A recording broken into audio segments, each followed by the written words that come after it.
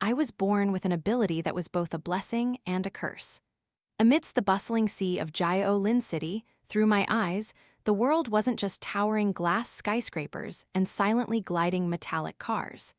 It held another layer of reality, an invisible, intricate network of shimmering threads intertwining. They were threads of destiny. Every living being carried a thread of their own.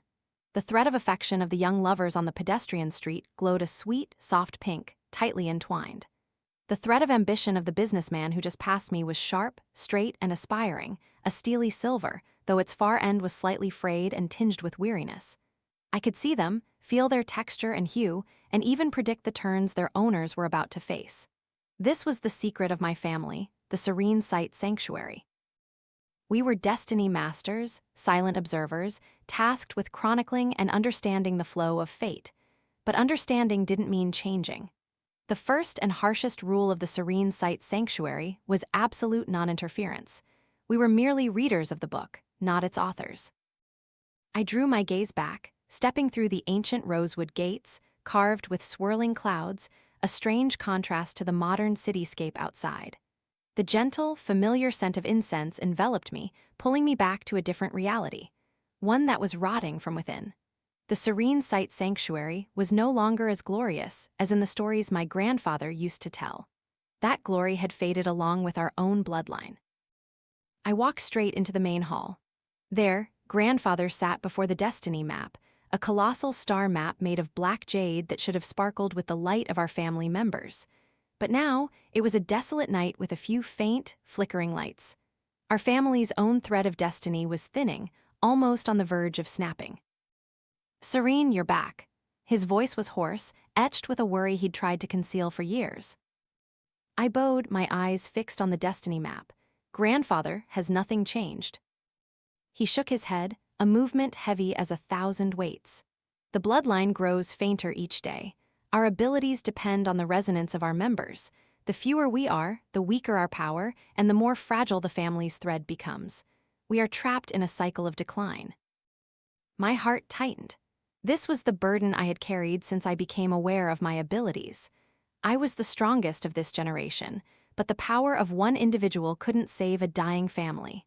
My own tranquil, jade-green thread, though firm and pure, was just a tiny spark in the cold darkness of the destiny map. "We need a source," he continued, his voice abruptly serious. "A thread of destiny strong enough, powerful enough to act as an anchor, to revive the entire Serene Sight Sanctuary's map. For years, the elders have searched, and now, perhaps, we've found our only hope." He gestured, and a holographic screen rose from the wooden table, displaying the profile of a young man, Shadow Shen, of the Shen Corporation, a leading technology conglomerate. Celestial Institute Academy.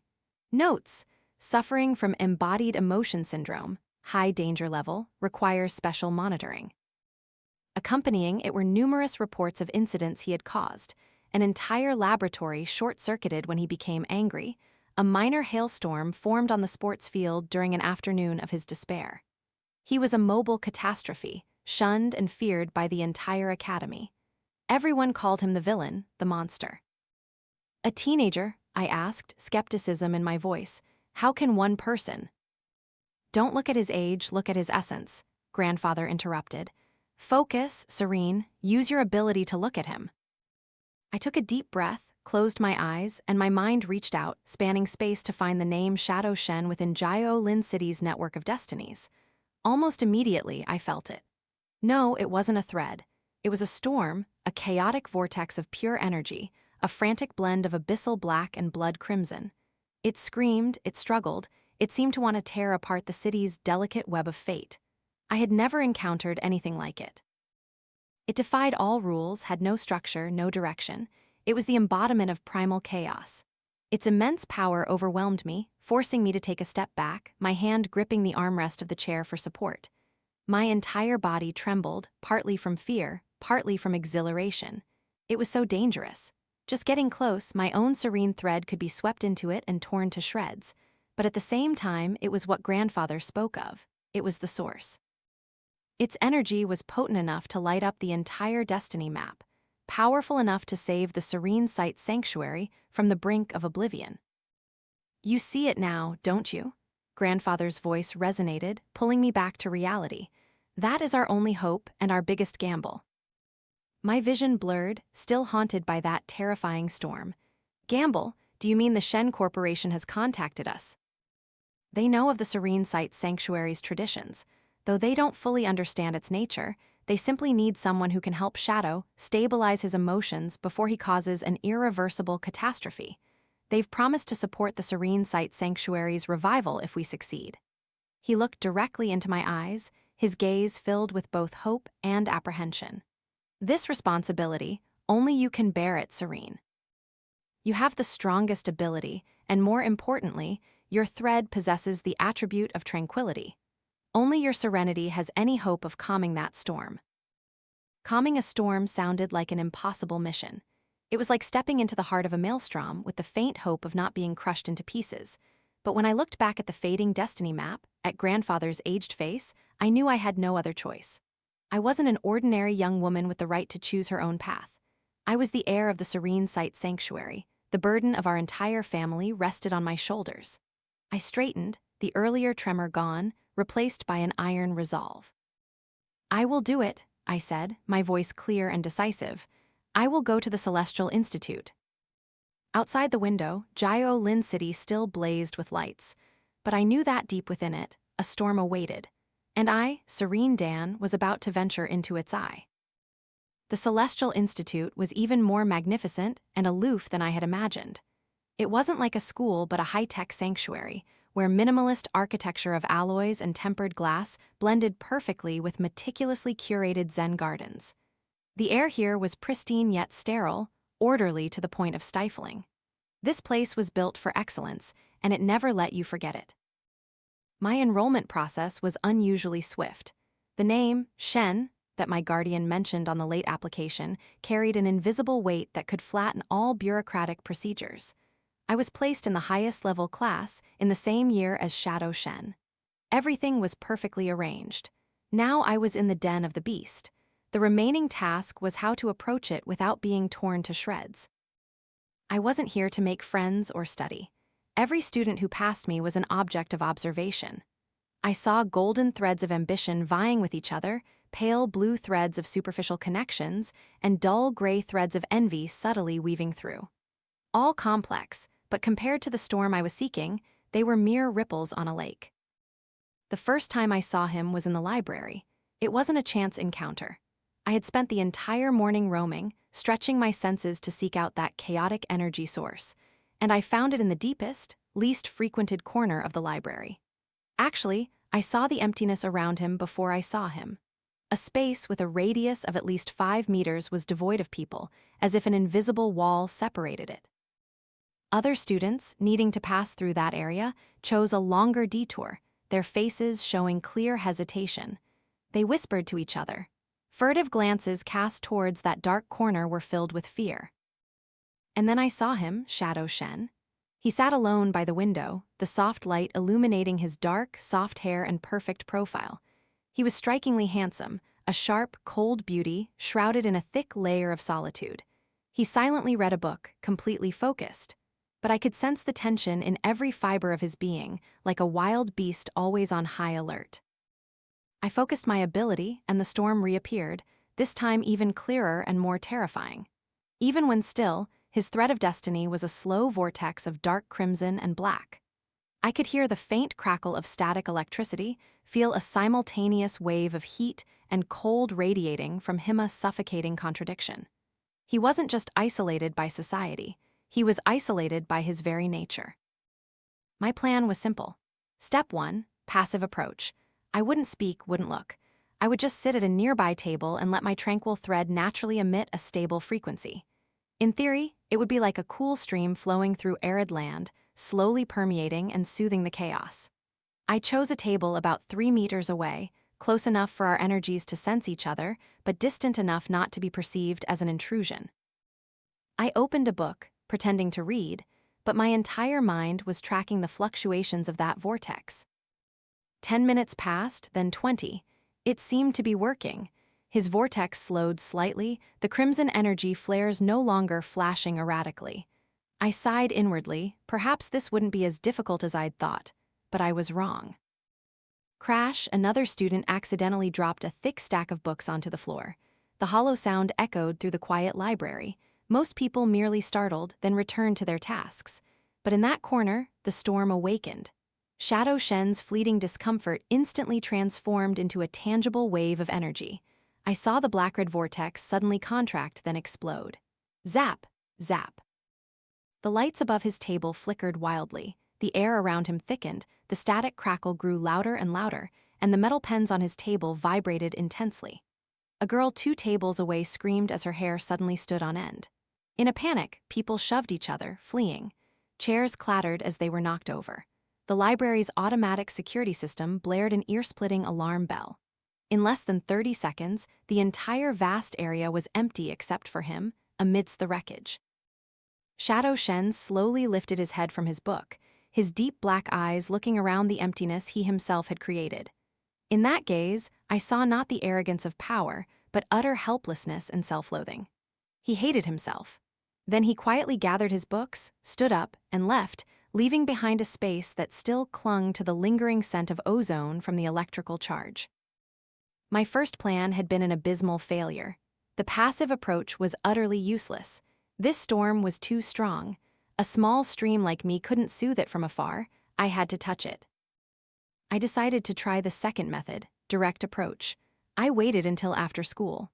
When the crowd had thinned, I saw him walking alone on the gravel path leading out of the campus. He walked very fast, as if wanting to escape the entire world. I took a breath, adjusted my thread, trying to keep it as stable as possible, then quickly followed. Shadow Shen, I called his name. My voice rang out clearly in the quiet afternoon. He froze, stiff as a statue. He slowly turned, and the moment our eyes met, I felt a fierce eruption. His thread of destiny let out a roar that only I could hear. The air around us suddenly grew cold.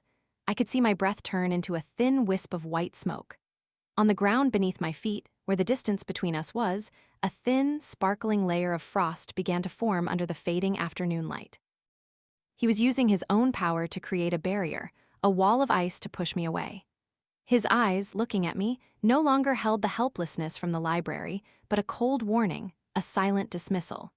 He didn't say a word, just stared at me for a few seconds that stretched like centuries, then turned and walked away faster than before. I stood rooted to the spot, feeling the biting cold seep into my skin. The invisible ice wall had dissipated, but the chill in my heart remained. 2 approaches, 2 failures. I watched his solitary back fade into the distance, realizing a harsh truth. This mission wasn't just about calming a storm. First, I had to find a way to survive each close encounter. And to do that, I needed a completely different strategy. A much bolder and far more perilous one. Failure is a harsh teacher, but it teaches unforgettable lessons. Back in my dormitory room, a minimalist and cold space, I sat in silence, analyzing my 2 recent attempts. Where did I go wrong? The passive approach was too weak, like using a cup of water to put out a forest fire. The direct approach was seen as a threat, causing him to raise all his defenses. Both methods shared a common flaw. I had tried to impose my calm upon his chaos from the outside. I had tried to quench the storm, and that was the mistake. The ancient texts of the Serene Sight Sanctuary stated, "One cannot stop a raging river, only dig a new channel for it to flow through." I had been too focused on suppression and forgotten the nature of destiny. Destiny, like emotions, needs to flow. Shadow Shen's chaos wasn't something to be extinguished. It needed an outlet. A bold but logical thought flashed in my mind. If I couldn't calm the storm from the outside, then I would have to step inside it. Instead of using my serenity to confront it, I would use it to create a foothold, a small, peaceful island within his storm, so that his chaotic energy had a place to anchor, a path to flow without devastation. It was a far more dangerous gamble. It required me to open myself to his energy, to accept and understand it rather than simply resist. A single misstep, and my own mind would be swept away by that storm, but I had no other choice. To execute this plan, I needed a controlled environment. Through the Shen Corporation's contact, I requested a formal therapy session with Shadow Shen. The location, one of the Academy's energy practice rooms. These rooms were reinforced with special alloys and equipped with surplus energy absorption systems, the ideal place for a bomb exploding without causing damage. He came, likely due to family pressure. His face was still as ice, but I could see the wariness in his eyes and in the way his thread of destiny began screaming the moment he stepped into the room. He stood in the furthest corner, maintaining maximum distance from me, his entire body a tangible refusal. I said nothing. I knew all words were meaningless now. I simply sat down in the center of the room, crossed my legs, and closed my eyes. This time I didn't try to soothe him. I did the exact opposite. I focused on my own jade green thread, letting it slowly manifest in my mind. Then, with all my will, I loosened its defenses, making it softer and more flexible. Then I gently guided a small offshoot of that thread towards the furiously swirling black-red storm. The moment they touched, a fierce shockwave slammed directly into my mind. Unprovoked rage, profound loneliness, utter helplessness, the agony of being abandoned by the whole world. All of Shadow Shen's raw, primal emotions, suppressed for so many years, now poured through my thread like a torrential flood. It nearly suffocated me, feeling like thousands of shards of glass cutting into my soul. I bit my lip, endured, refusing to retreat. I didn't resist. I simply accepted those emotions flowing through me and used my own serenity to act as a filter, straining out the most toxic parts. Shadow Shen froze. He must have felt it. For the first time in his life, his energy wasn't blocked by a wall. It had found an outlet, a place willing to receive it. He stared at me, his dark eyes wide, showing clear astonishment and disbelief. And then a miracle happened. The storm within him no longer erupted across the room. Instead, it began to concentrate, its chaotic flow directing towards my fragile thread. My jade green thread, like a lightning rod, began to suck up those unstable energies, not to destroy but to neutralize them. The lights on the ceiling stopped flickering, the chill in the air softened. His black-red vortex, though still present, no longer screamed wildly. The crimson lightning receded, leaving behind a deeper, slightly more tranquil black. He let out a long, trembling breath, as if he had just shed a heavy burden he'd carried for a very long time. Amidst the enveloping silence, he spoke. They were the first words he'd ever spoken to me. Why? His voice was slightly hoarse from disuse, yet deep. A simple question, yet it contained a universe of bewilderment. I slowly opened my eyes, my forehead beaded with sweat. I felt exhausted, as if I had just run a mental marathon. I looked at him, offering a faint smile, because it seemed the only way. He said nothing more, just looked at me with an unreadable, complex gaze, then turned, opened the door, and left. Though he walked away, I knew I had succeeded. These were the first ripples. I had proven that the storm could be directed. As I shuffled out of the practice area, a clear and ethereal voice rang out beside me. Playing with storms, beware of being swept away, Serene Sight Sanctuary. I turned. A girl with platinum hair and pale violet eyes stood there, smiling at me. Her thread of destiny was unlike anything I had ever seen. Thin as a single strand, yet sharp and precise as a surgeon's scalpel. It emitted a completely different energy, absolute rationality and control. She knew who I was. That meant she was one of us, but not of the Serene Sight Sanctuary. "You are?" I asked, filled with wariness. The girl tilted her head, her smile growing more enigmatic. "Willow Lu, pleasure to meet you. I've always been curious about the Serene Sight Sanctuary's method of merging as one. It's truly very daring." My mission had just become more complicated than I thought. In this celestial institute, there was clearly not just one storm, and I wasn't the only one carrying secrets. Willow's appearance was like a pebble tossed into my already turbulent lake. The existence of another practitioner right here at the Academy was a variable neither I nor the elders at Serene Sight Sanctuary had foreseen. Willow wasn't an enemy, at least not yet. She was more like an observer, someone standing at a different angle to watch the game I was playing. Occasionally, we'd cross paths in the library or the corridors. Our conversations were always brief and full of hidden meaning. "Your method is too draining," she once said, her pale violet eyes sweeping over the weariness I couldn't entirely conceal after each therapy session with Shadow Shen. "You're trying to use one heart to heal another heart. Sentimental, but not effective in the long run.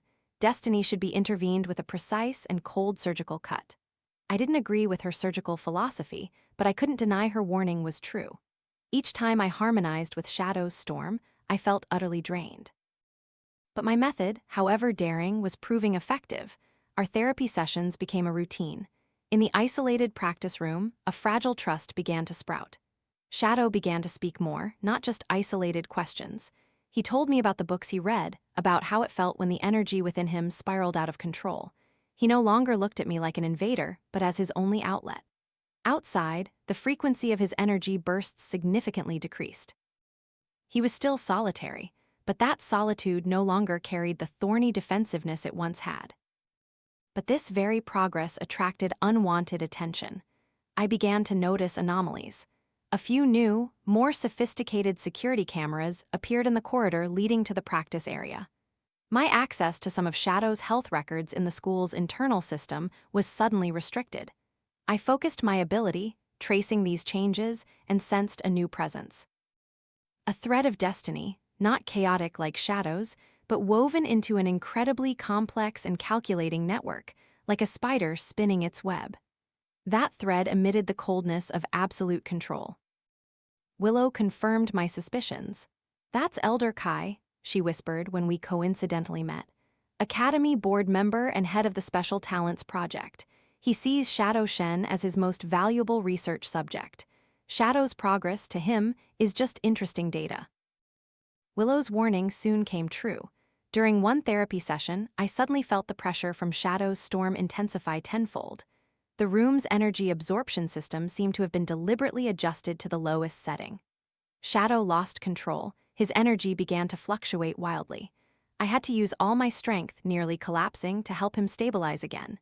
It was a warning, a message from Elder Kai. "We are watching. Everything is still in our hands." Shadow and I weren't just facing our own problems anymore. We had become pawns in a much larger game. And then, as the situation slowly grew tense, the game's female lead appeared. Seraphina Su transferred to the academy like a brilliant shooting star. She had it all: a beauty as pure as morning dew, a prestigious family background, a gentle and amiable personality. She quickly became the center of attention for the entire school, loved and admired by everyone. But what stunned me most was her thread of destiny. When I first saw it, I couldn't believe my eyes. It was a perfect thread, a smooth flow of pure gold, emitting a warm, harmonious, and flawless aura. It had no knots of the past, no frayed ends of anxiety, no hint of doubt. It was the perfect destiny that the Serene Sight Sanctuary's texts only dared to describe as a non-existent ideal. It was too perfect to be real. As if destined, Seraphina Su took a special interest in Shadow Shen. She didn't fear him like the others. She approached him with the gentleness and patience of a saint, treating him like a lost soul in need of salvation. "He's not bad, he's just lonely," she told everyone, and they all nodded, praising her courage and compassion. The school newspaper began calling her the Sunlight of Celestial, the only one who could heal the darkness of Shadow Shen. She was playing the role of a perfect female lead, but a Destiny Master's intuition told me something was terribly wrong. I found an opportunity at a school event to get close to Seraphina Su. Amidst the melodious music and accolades, I focused all my ability, looking deeper into that flawless golden thread, piercing through its dazzling facade. And then I saw it. The golden shell was merely a plating. Beneath it, the true nature of the thread revealed itself. It was not a natural thread. Its structure had extremely subtle, almost invisible seams, as if it had been rewoven, intentionally modified. And more horrifyingly, from deep within the core of that artificial thread, a small, almost transparent offshoot reached out, connecting directly to Elder Kai's black spiderweb network. A chill ran down my spine. All the pieces clicked into place. Seraphina Su was not the sunlight. She was a puppet, a perfectly crafted masterpiece, a tool with a pre-programmed destiny, and her purpose, without a doubt, was Shadow Shen. Elder Kai didn't just want to study him, he wanted to control him. And Seraphina Su was the key, the bait, the most beautiful shackles he had created. This game, it turned out, was far more brutal than I had imagined. And I, accidentally or intentionally, had placed myself in direct confrontation with its creator. Knowledge is a burden.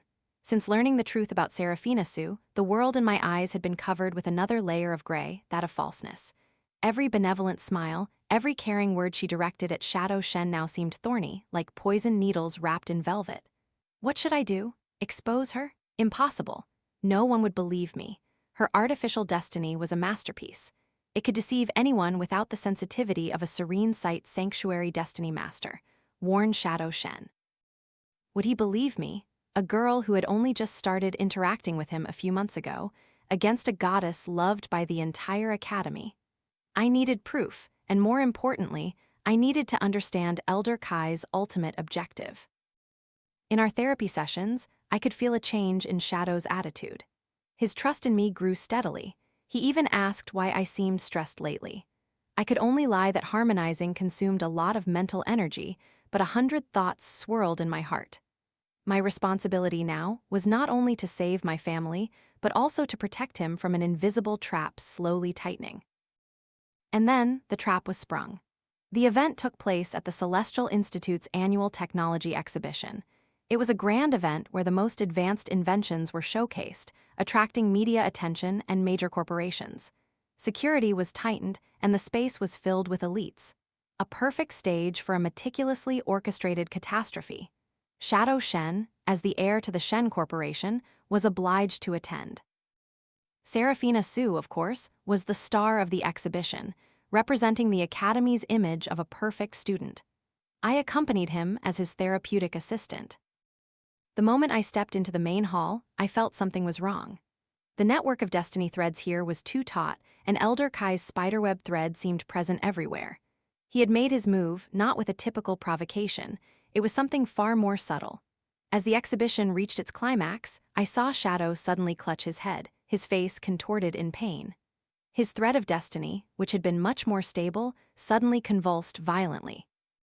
I looked around, trying to find the source, and sensed a strange, almost imperceptible energy frequency aimed directly at him from a hidden device on the ceiling.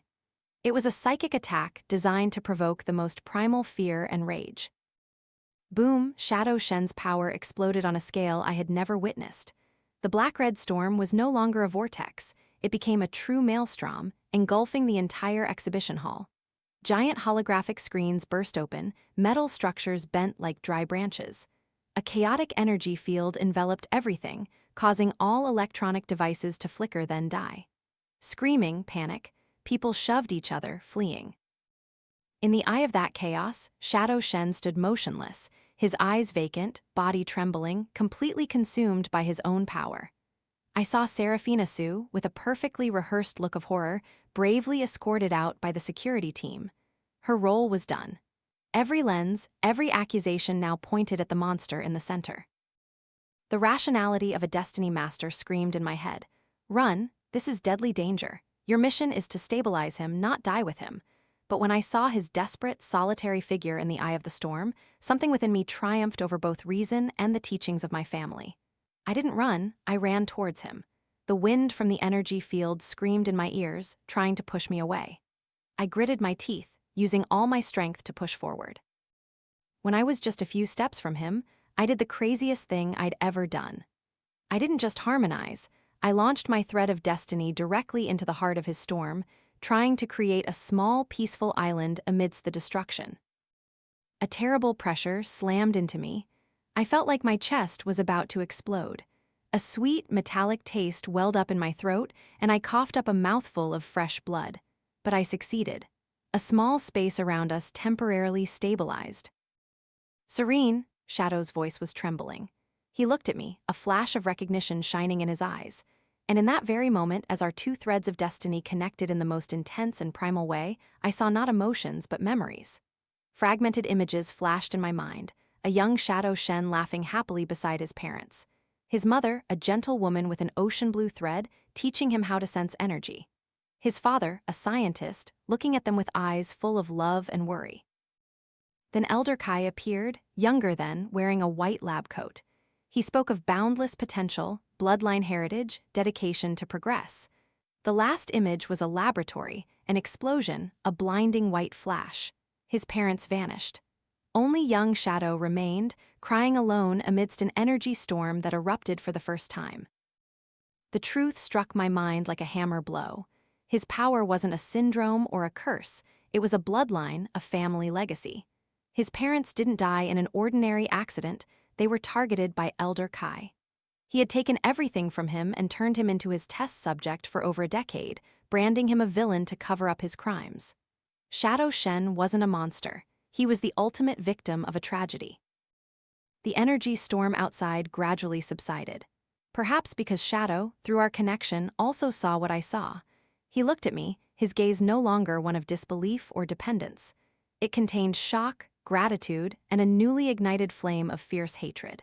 As I staggered and collapsed from exhaustion, he stepped forward and caught me. He held me in his arms amidst the wreckage of the exhibition hall. Then he looked up, his cold, dark eyes locked onto a security camera on the wall where he knew Elder Kai was watching. That gaze was no longer that of a passive victim, it was the gaze of an enemy who had found his target.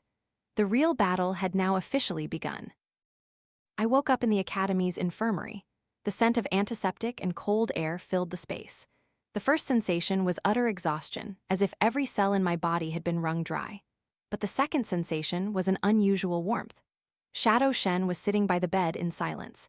He wasn't looking anywhere else, just intently at my hand, where his fingers gently enveloped mine, as if fearing that with the slightest lapse I would vanish. The storm within him had calmed. The black red vortex was still there, but it no longer screamed unconsciously.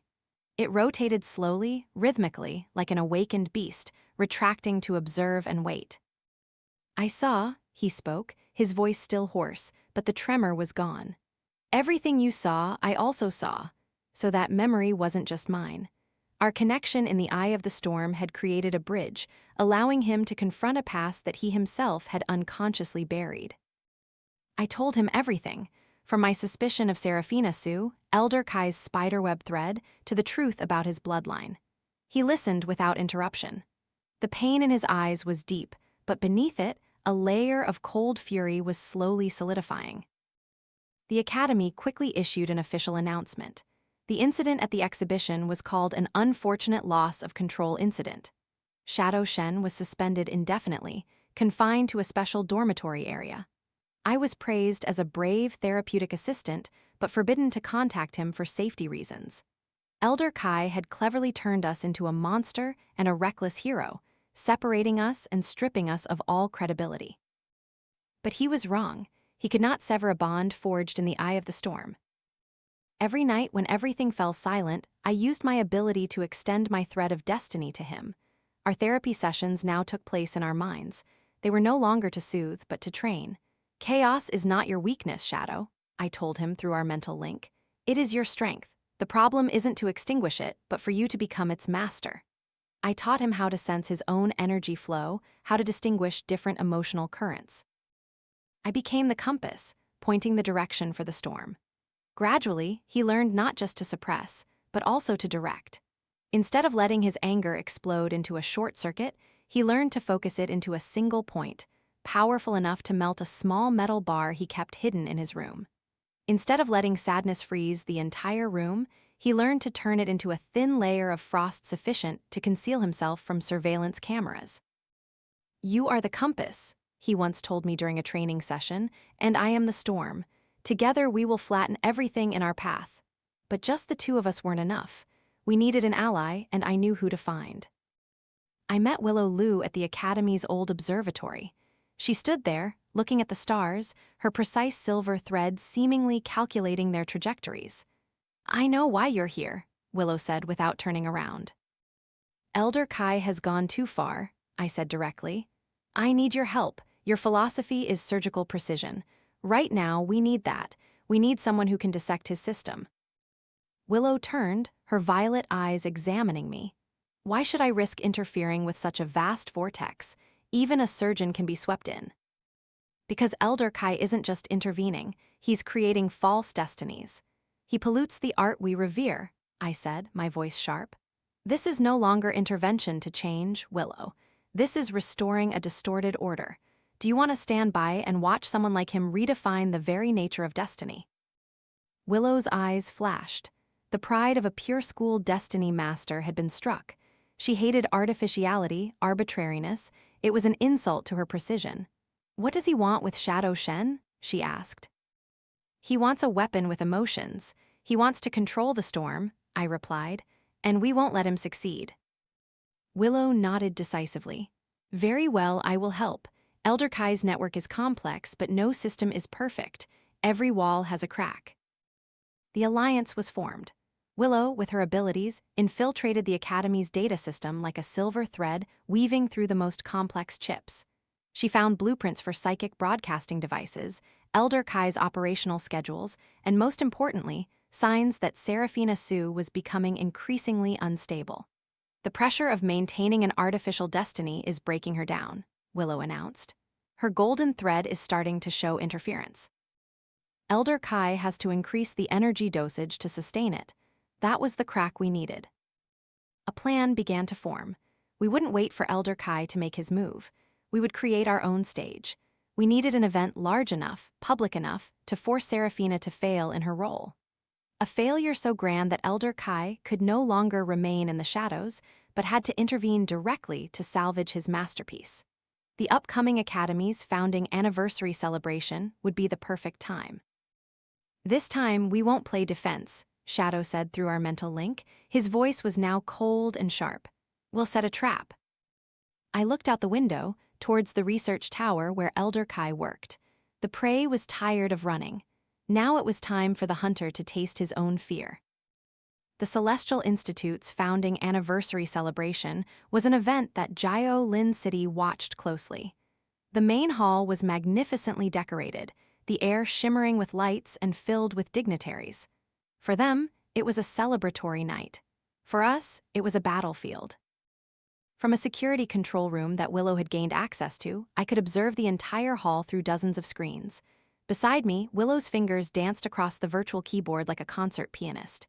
Her silver thread had reached out, connecting to the nervous system of the entire building. On the main screen, Shadow Shen stood in a corner, quiet and somewhat out of place. He was the bait.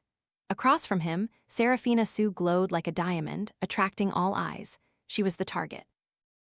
And I knew that somewhere high up in a lavish office, Elder Kai was watching, smug in the power of a puppet master. "The moment is approaching," Willow announced, her voice devoid of emotion. "The principal is about to begin his speech. That's when the security system will be most lax." I looked at Shadow through the screen, sending him a signal through our mental link. "Ready." "I've waited for this day for a very long time," he replied. The calmness in his voice reassured me. As the principal stepped onto the podium, Willow made her move. She didn't attack, she simply performed an incredibly subtle surgical cut. The energy flow that Elder Kai used to maintain Seraphina Su's artificial thread of destiny was temporarily interrupted. The effect was almost immediate. Seraphina Su's perfect smile froze. Her golden thread began to flicker wildly like a dying light bulb. She raised a hand to her forehead, her expression bewildered and confused. The goddess's aura was dissolving. That's when Shadow acted. He looked directly at Seraphina Su. He didn't attack with anger or hatred. Instead, he focused and released a subtly controlled wave of energy, carrying a complex emotion, profound pity. It was the pity of a victim for a tool, of a prisoner for another beautiful doll trapped in the same prison. That emotion, that unscripted compassion, was the killing blow. Seraphina Su's artificial thread of destiny was not programmed to handle it. It shattered, its golden light extinguished. She let out a shrill scream, not of fear, but of emptiness, as if her soul had just been torn from her body. She collapsed, her eyes vacant, staring into nothingness. Damn it! Elder Kai had fallen into the trap. Seeing his masterpiece crumbling before everyone's eyes, he lost his composure. He couldn't let his life's project fail like this. From his control room, he directly intervened, trying to channel an enormous surge of energy to restart Seraphina Su. "Got him," Willow exclaimed. The moment Elder Kai's energy surge was released, she captured all traces of it. In just a few seconds, all the giant holographic screens in the hall, which had been displaying the Academy's logo, abruptly switched to display complex data streams, energy charts, and a chilling diagram showing the energy flow from Elder Kai's office connecting directly to student Seraphina Su's brain. Irrefutable proof, his conspiracy exposed to the city's entire elite. Realizing he had lost, Elder Kai became furious. He turned all his rage towards the one who ruined everything. "Kill him!" he roared through the internal communication system. All the security robots in the hall turned, their energy cannons pointed directly at Shadow Shen. But Shadow was no longer the passive boy he once was. "Serene," his voice resonated in my mind, calm and sharp. "I'm here," I replied, my eyes glued to the screen, analyzing the robot's trajectories. "Left, 7 o'clock, 3 of them. They'll fire in 3 seconds." Shadow didn't dodge. He raised his hand, and a transparent, solid ice wall rose from the ground, blocking the energy projectiles. Immediately after, he swung his arm, and a whirlwind of static electricity swept the robots away. His storm was no longer unconscious chaos. It had become a dance of power, controlled by an iron will. He was the eye of the storm, and he had complete control over it. He was terrifyingly beautiful. The battle ended quickly. When the city's security forces swarmed in, Elder Kai was apprehended. The Shen Corporation used all its power to ensure he paid for his crimes. Seraphina Su was taken for treatment. Her destiny would no longer be that of a puppet. Amidst the chaos, Willow Lu had vanished. She only left me a message on the control screen: "Order has been restored. Don't play with storms anymore." I smiled. The moment Elder Kai was caught, I felt a surge of warm energy flow back from Shadow through our connection. In the distant Serene Sight Sanctuary, I knew the destiny map, long extinguished, was now glowing again, more brilliantly than ever. My family had been saved. Months later, on the academy rooftop, under the first rays of dawn, Shadow and I stood side by side, looking towards Giao Lin City slowly waking up. His threat of destiny was no longer a storm. It had become a deep, tranquil night ocean, but shimmering within were countless stars of potential and power. My jade-green thread gently wrapped around it, not to bind, but to accompany. "What will you do now?" Shadow asked, his hand reaching for mine. "Your mission with your family is complete." I gently squeezed his hand, looking at the dawn painting the sky pink. "My responsibility to the Serene Sight Sanctuary is done, but the journey of a destiny master has only just begun. I once thought that destiny was something to observe and accept, but you taught me that destiny is also to protect, to fight for, and to love." He said nothing, just smiled. The first truly warm smile I'd seen from him. It was more beautiful than the dawn itself. The storm had passed, the sky was now clear and peaceful, and I knew that whatever the future held, we would face it together. Because when a storm and a serene island find each other, they don't destroy one another, but create an entirely new world.